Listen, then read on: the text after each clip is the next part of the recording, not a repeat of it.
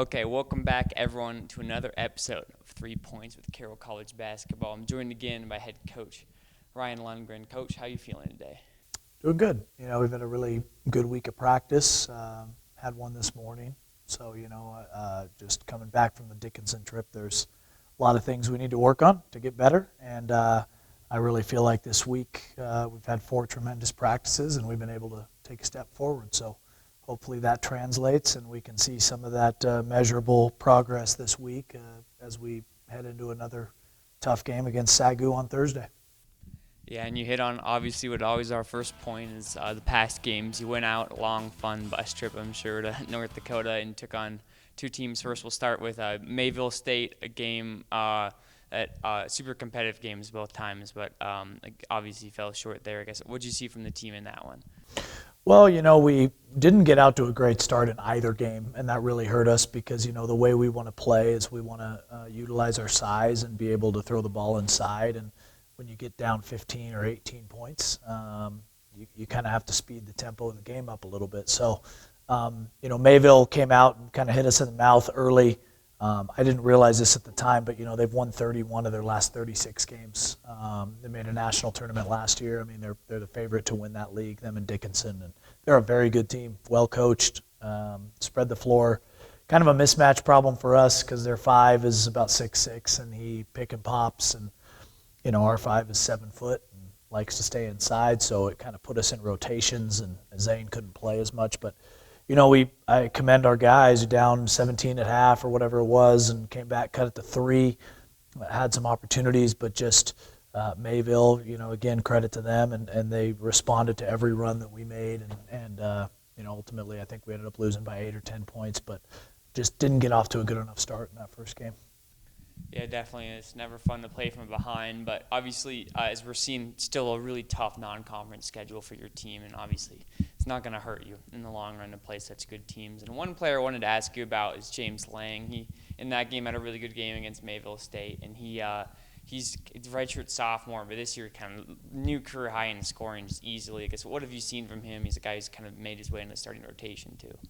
Well, first off, James he's a tough kid. He's an ultimate competitor, and he's a winner. He just does so many little things that as a coach, you find those guys that you feel comfortable with them being on the floor, and he's one of those guys. When he's not on the floor, I'm trying to find ways to get him back in the game because he just does everything that contributes to winning. And he's one of our best 3-point shooters, and Mayville zoned us. They were the first team this year to zone us, and that really was a big reason we started slow. We scored, I think, 8 points in the first 12 minutes of that game because we were just out of rhythm.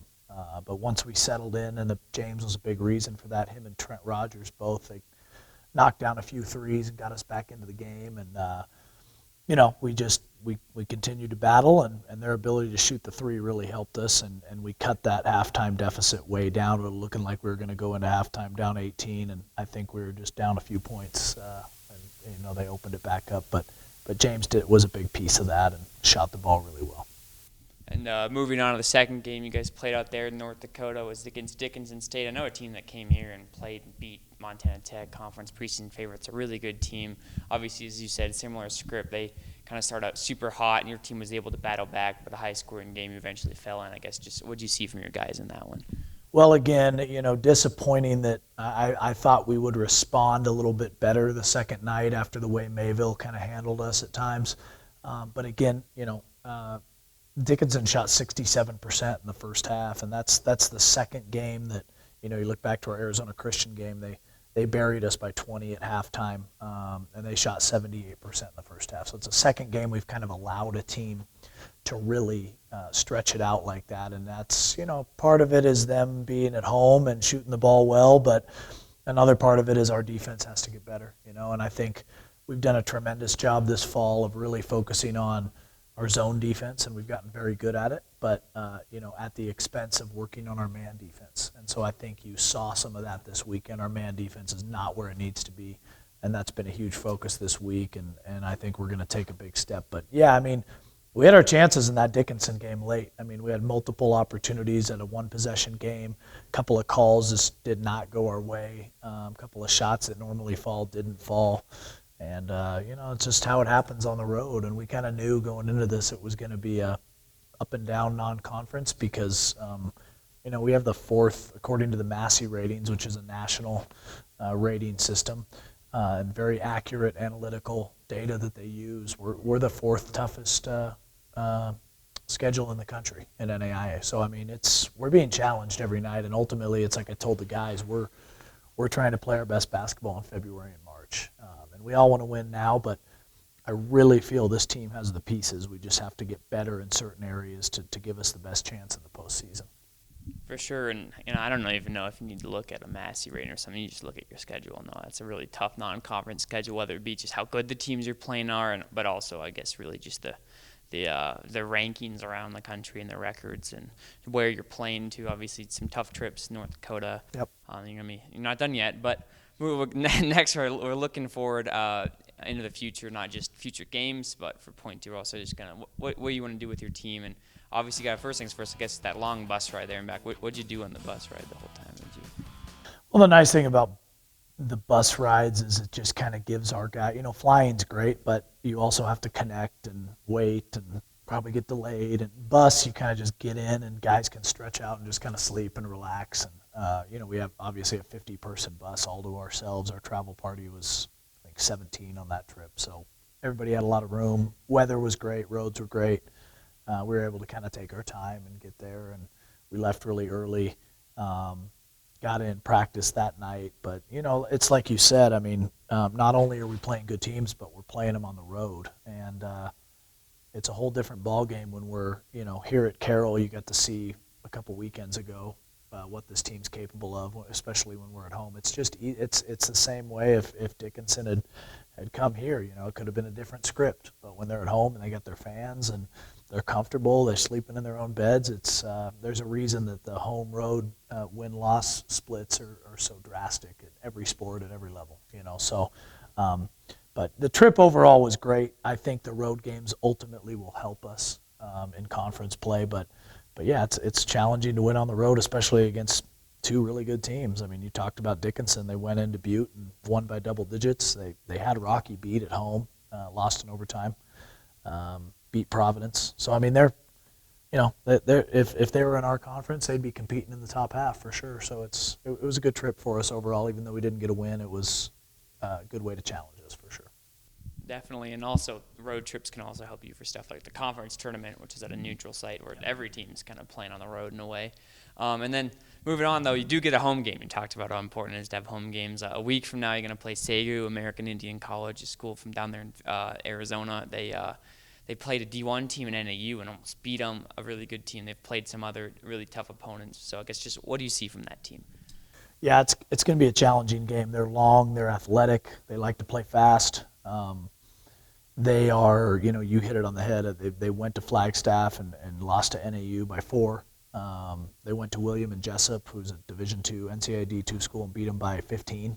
And they've beat some good NAIA teams too. So I think sometimes people see Sagu and they think it's one of those, kind of gimme type games or whatever, but it's not at all. It's going to be a very challenging game, and it's exactly what we need, a challenging game at home to kind of get our confidence back and kind of get back to the basics that we've done this week. And really what my message to the guys has been is it's about us. Ultimately, yes, we're going to put a scouting report together. Coach Hobbs has done a great job getting everything ready for this opponent like he always does, and Coach Patton as well. But it's really about us and how can we defend better? How can we rebound a little bit better? How can we execute a little better? We got to step up and make free throws. This weekend we actually improved overall, but we're still at 69% from the free throw line, which, I told the guys shooting in the 60s versus shooting in the mid to high 70s from the free throw line is the difference between winning 20 games and winning 13 games.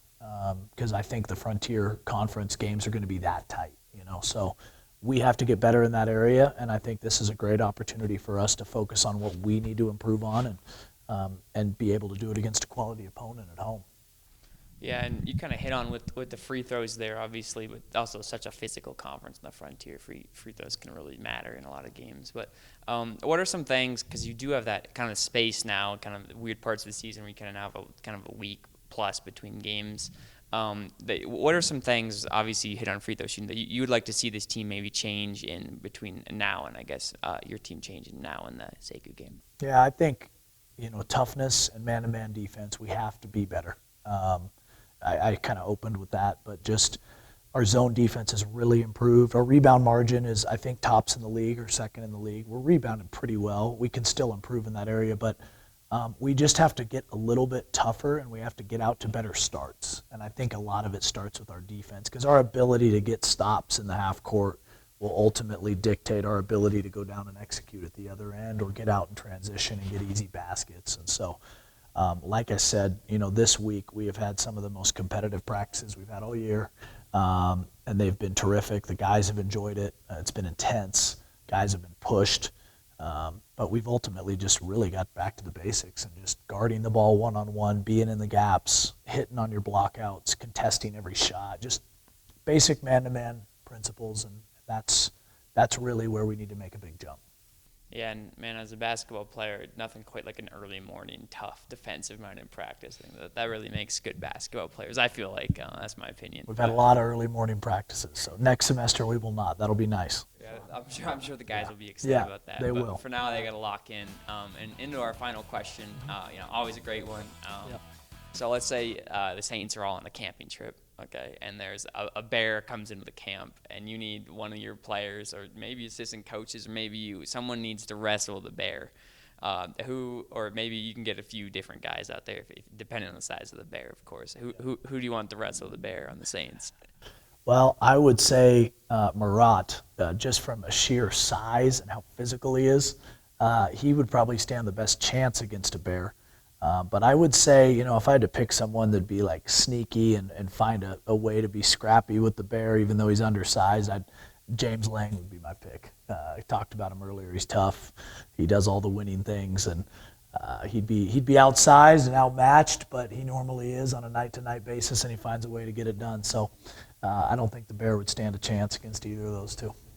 Yeah, I like that. I like that. James, a true glue guy there, and Murat definitely could hold his own against the bear. And that's all I have for today, Coach. Thanks for joining me, and I'll talk to you again in 2 weeks. Yeah, appreciate it, Jack. Thanks, man.